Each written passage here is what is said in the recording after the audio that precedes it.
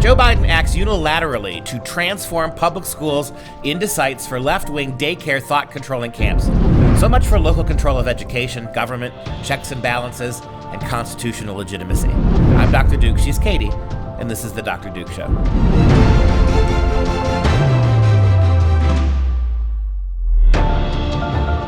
Hello, everyone, and welcome to the Dr. Duke Show, the only program that keeps you educated on the craziness impacting K-12 classrooms and college campuses around the world. Today, we start with good old Joe Biden, and we knew this was coming. Goals 2000 with the Clintons, No Child Left Behind by the execrable George Bush. Now you got Sleepy Joe. This move that they're about to make, they want to pass the so-called $1.8 trillion American Families Bill, which will effectively end parenthood as we know it. This is going to be the final step in this country's transformation of childhood and parenthood away from individual families and to make the responsibility of the federal government. Biden does this, pitched this at his latest address to the union. It really is a remarkable thing. And it couldn't have happened without Common Core, couldn't have happened without No Child. This has been going on ever since they created the Department of Education in 1979. This is going to be the goal. Once this happens, and if it happens, you're never going back again. Yeah, and this finally, Joe Biden decided, I should speak in front of Congress because it's only been the 99 days. So it was on the eve of his 100th day in office. And of course, in a true political fashion, the politician is like, let's spin this to make it sound like it's such a brilliant thing and everyone needs to rally around it and do this. And as you said, $1.8 trillion is what this latest spending is. It's not even like this is a one-time, oh my gosh, 1.8 trillion, we have to do it. I mean, it's called the American Families Plan, so obviously it's a great thing. But this is in addition to the already $8 trillion that has been spent by the Bidens. The Biden administration just keeps me, another $2 trillion out the door, another $2 trillion. Now this latest one, we're calling it the American Families. But you got to take a look at what's actually inside. And we're going to basically break it all down. But let's start at the beginning, as Joe Biden did. That's why my American Families Plan guarantees 4 additional years of public education for every person in America, starting as early as we can. The great universities in this country have conducted studies of the last 10 years.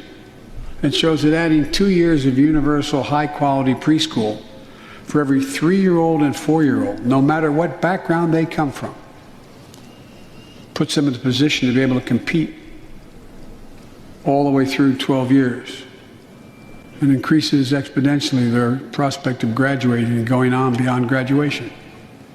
The research shows when a young child goes to school, not daycare, they're far more likely to graduate from high school and go to college or something after high school. When you add 2 years of free community college on top of that, you begin to change the dynamic. We can do that. Somebody get Jill Biden an oyster she can break apart with her otter hands. Look, almost none of that's true. We know categorically that putting kids as young as 3 and 4-year-olds in public schools is not going to make them smarter. Every Head Start program that we've ever tried has failed. It doesn't work. I will give you the actual fact check on that.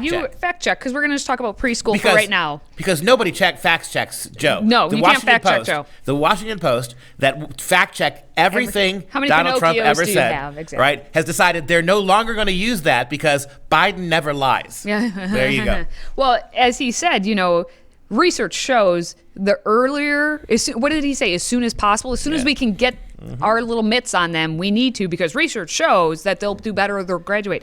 Fact check, Head Start, as you just mentioned, the Head Start program is a failure. Just say it's a failure. It's not a succeed. It's not worked. Even in 2010, Obama's Department of Health and Human Services actually had to admit in a report saying, yeah, it's kind of a failure because Head Start is supposed to help the kids get ahead.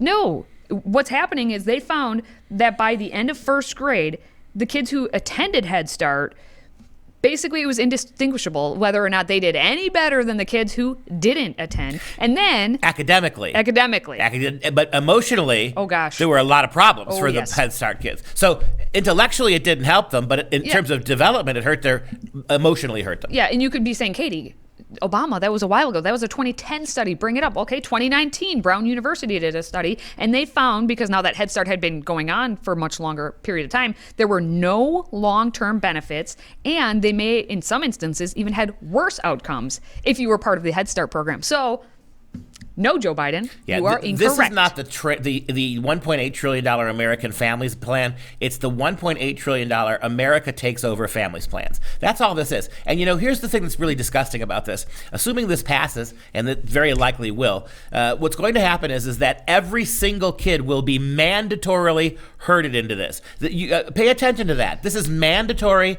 pre-K. You don't get to opt out of it, even though you know it's a failure, even though you know it runs a serious risk of developmentally stunting your child in terms of relationships, in terms of his ability to interact with other kids. It doesn't help him intellectually. It really could, in most instances, set them back in a lot of other ways. But when they make it mandatory, you'll not know that, because every kid, there will be no control group. There will be no group of kids other than homeschoolers outside of the mandate. And here's the thing.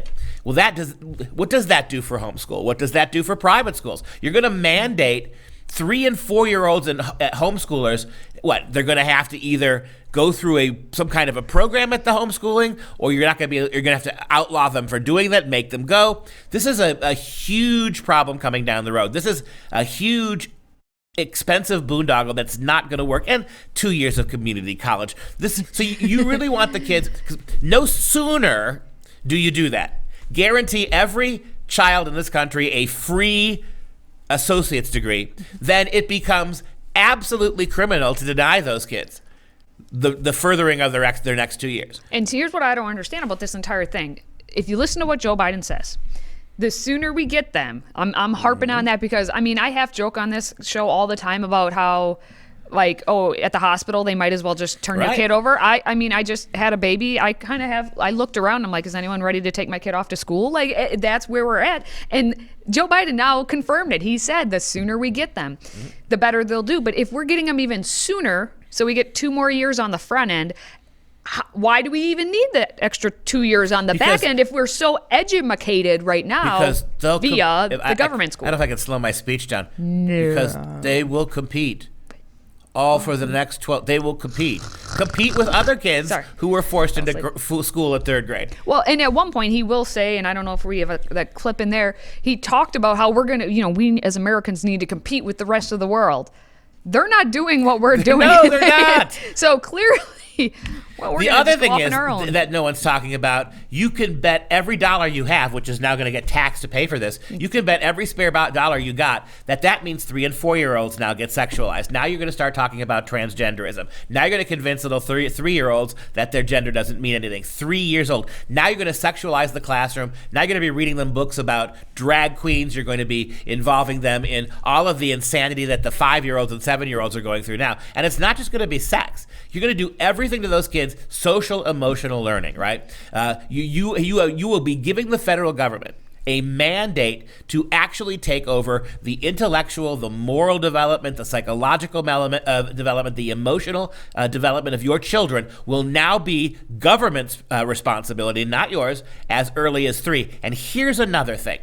Once they get your kids at 3, do you think that gap between you bringing them home from as Katie pointed out, that gap between you bringing them home from the hospital and 3, those 2 years, do you really think the federal government then is not going to set up programs of mandatory behavior, mandatory instruction to prepare them for what they're going to get in grade 3? You are signing American kids over to the federal government if this passes.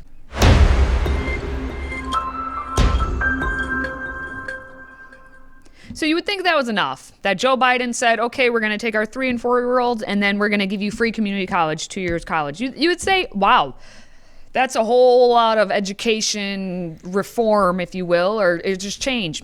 But no, he had more. He had plenty more. He, in fact, had things to talk about with Pell Grants and scholarships and whatnot. But let's listen to the next segment. And we'll increase Pell Grants and invest in historical black colleges and universities, tribal colleges, minority-serving institutions. The reason is they don't have the endowments. But their students are just as capable of learning about cybersecurity, just as capable of learning about metallurgy, all the things that are going on that provide those jobs of the future. Metallurgy, Mom and Dad. Welcome to the utopian worldview of sleepy Joe Biden. Your kids will be learning cybersecurity and metallurgy to prepare themselves for a global economy at 3 and 4. And we're going to take all the traditionally black colleges. We're going to fund them, right, to make them even more traditionally black. Yep. And so it's going to be the Pell Grants would be expanded, that they would, for the low income college students, by $1,400. So that money, just so people have an idea of where all this money is. And don't forget the community college, which was before we talked about, it's a $109 billion plan that he has. And of course, this includes Americans, but it has to also include the undocumented immigrant students. $109 million billion. That's not 1/10 of what this is going to cost. Well, that's just for that portion, but that's what they're claiming. This is unbelievable. And you mandate 3 and 4. Now you're going to mandate the first 2 years of college are like the last 2 years of high school. So you're going to kind of mandate that. So every kid has got to do it, whether they want to or not. You're going to have them from the ages of 3 now until what, 21? About 20. It would probably be, well, if you're doing 20. Free for the community, yes, 20. Yeah, about 20 years. First 20 years of their life, minus the first 2. And we've already said that that's going to have to become a setup. The so-called affordable daycare he's talking about in there as well. Affordable daycare means that you're for ages 1 and 2, because at 3 they're going to be the daycare will be the public schools, right? So 1 and 2 already they've got that planned out. Yeah, and so I want to get your opinion on a quote that we didn't show a clip from, but he says, "We can't be so busy competing with each other that we forget the competition is with the rest of the world to win the 21st century. To win that competition for the future, we also need to make a once-in-a-generation investment in our families, in our children." Meaning the American governments, right? When this nation made 12 years of public education universal in the last century, it made us the best educated and best prepared nation in the world. But the world is catching up. They are not waiting. 12 years is no longer enough today to compete in the 21st century. Well, in the last 40 years of the last century, that was undone, right?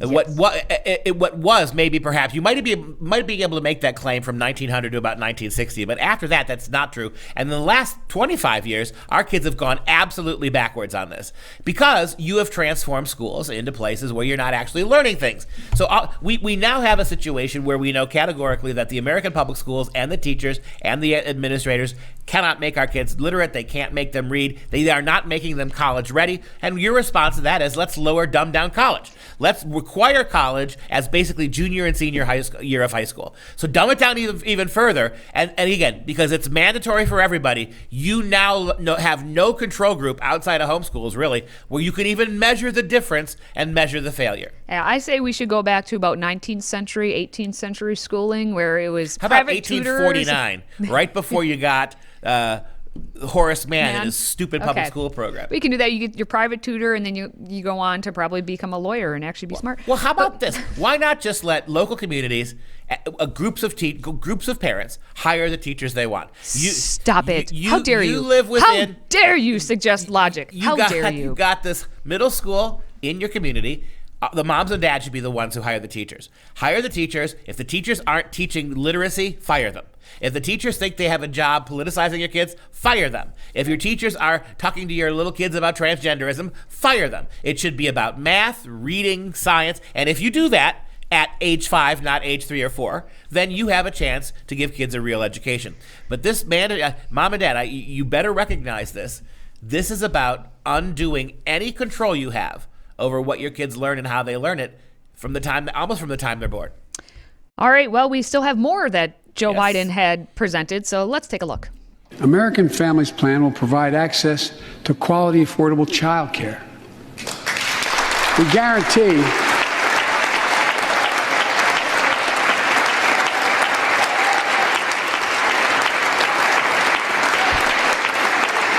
what I'm proposing in legislation, we guarantee that low and middle income families will pay no more than 7% of their income for high quality care for children up to the age of 5. The most hard-pressed working families won't have to spend a dime. Okay, we're going to do some math quickly because this also goes into even more things that Joe Biden presented. He said that no more than 7% of your income for age up to age 5. Okay, so up to age 5, imagine yourself having a 3-year-old. The poor people would not have to pay anything. He also, later on, proposed 12 weeks of paid medical leave in there. Okay, so again, keep thinking. And then don't forget the child tax credits that they're putting in, so that if you have a kid over the age of 6, you get $3,000 for each one of those kids over the age of 6. But if they're under the age of 6, you get a little bit of a bump. You get $3,600. So again, go back to your 3-year-old you have. So you have a 3-year-old who's apparently going to be going to preschool for free. You're going to get $3,600 for that kid. You're also, if you need childcare outside of them being in the preschool, then you probably wouldn't have to pay more than 7% of your income. So can you see, Mom and Dad, how much control the government is putting on you to just give your kid away? On top of that, if you're a mom, how can you be a stay-at-home mom? How can you afford to be a stay-at-home mom? How can you be a mom who actually raises her kids? You almost can't. I mean, they have made it financially almost impossible for you not to work. Let's call this what this is as well. This is every mom in the workforce in the name of feminism.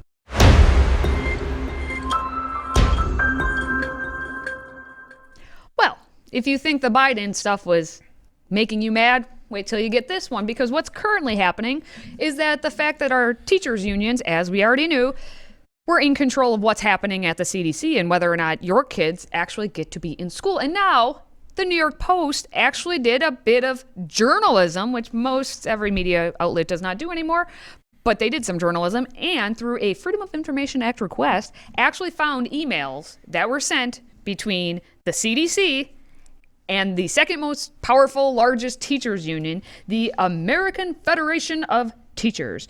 Basically, we're going to kind of read little snippets of these emails, and you, Mom and Dad, get mad because it unveils the simple fact that they just were trying to keep your kids out of school. Before you read this, I want to underscore what Katie just said here.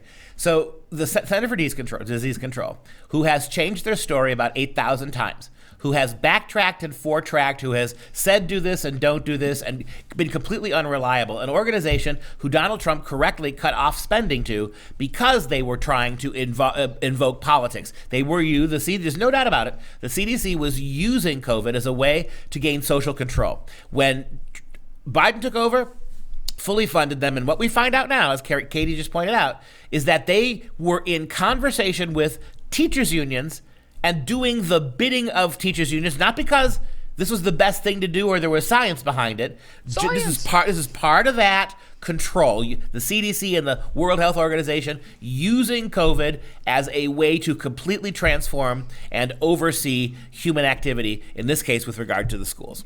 All right, so let's set the timeline. February 12th is when the CDC had come out with new guidance as to what the heck we're going to do about reopening schools. So February 12th, now let's backtrack. So first off, here are the characters. We have the CDC director, Dr. Rochelle Walensky. We have the top union officials from the AFT, and Biden's folks were in on the loop on this. So it's not like Joe can even be like, I don't know what's going on, even though he never does know what's going on. His top brass essentially was being looped into like what's happening, his advisors. So all this is happening, and here are some of the emails. One email, February 1st. Again, February 12th is when they unveiled the new guidelines.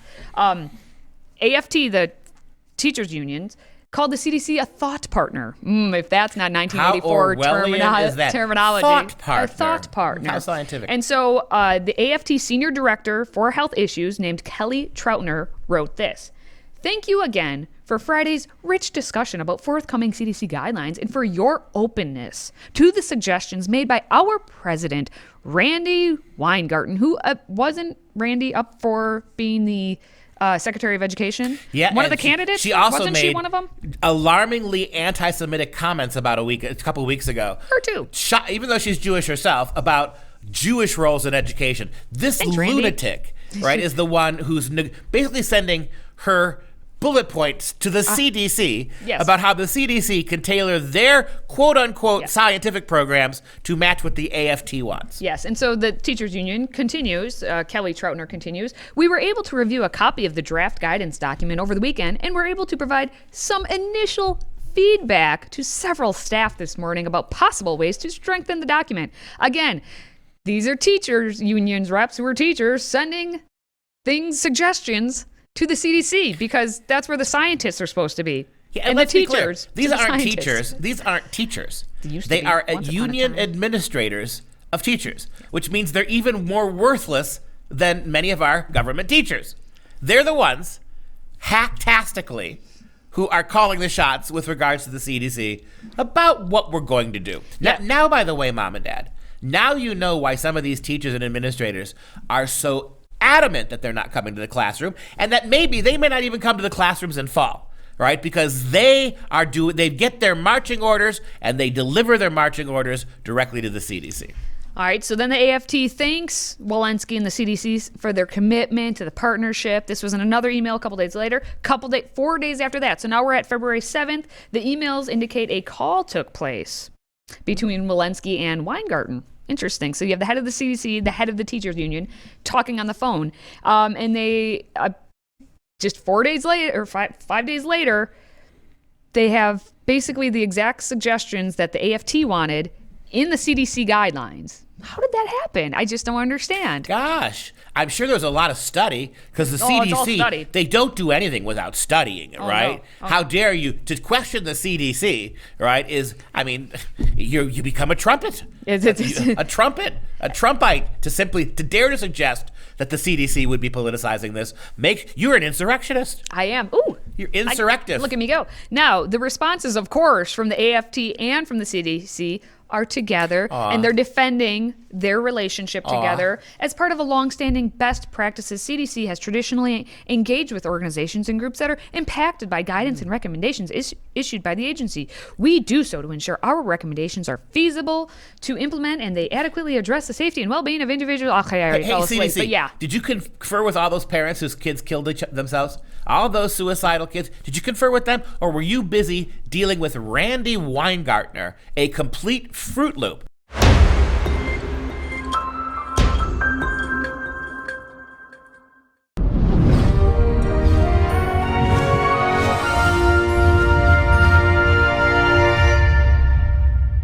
Well, after that bombshell of a show where, again, Mom and Dad, this is the moment of our great conflict. Are you willing to turn over your kids full-time to the government? Are you willing to surrender the role of parent, Mom and Dad? One of the first things Biden did as president was get rid of the words mother and father from all federal documents. Now his policies are getting rid of mother and father in reality. Try to take a little break from that with the instant classic. And today, I've decided we're going to do a whole week on the great Nikolai Gogol, the great Russian writer. You couldn't have the writing of Dostoevsky without the writing of Nikolai Gogol. At one point in his career, Dostoevsky said, we must realize of Russian novelists, we all came out of Nikolai Gogol's short story, The Overcoat, that short story changed everything. So Nikolai Gogol is he very much is like the Edgar Allan Poe of Russian literature. He was born in exactly the same year, I believe, 1809, died in 1852, right about the time, had a short life, very much like Edgar Allan Poe did, and wrote about macabre things, wrote about unusual things. He wasn't a horror writer, per se, like Poe was, but he actually has one short story about a nose called The Nose. The nose jumps off its owner's face and is seen running around St. Petersburg living the high life. And it really is a bizarre, surreal story, but quite lovely and very entertaining. So, all right, let's take a look at our first quote today from Nikolai Gogol.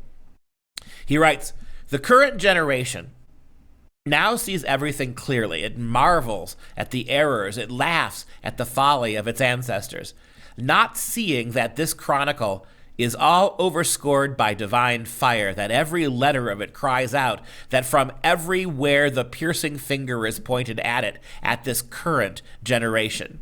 But the current generation laughs and presumptuously, proudly begins a series of new errors at which their descendants will also laugh afterwards." Right? So the idea being, this is one of those great quotes that I think fits our moment. It is the younger generation that is pointing its finger, mocking everything we've done, pointing out our horrible errors all down through the last 2,000 years of Western culture, all the while setting up their own programs that we're already laughing at and will be laughed at in the future. This is the problem, right? It's that younger generation that knows nothing about the past, is willing to trash it all in the name of its own mistakes and failures. Sounds about exactly what's going on in American public life today.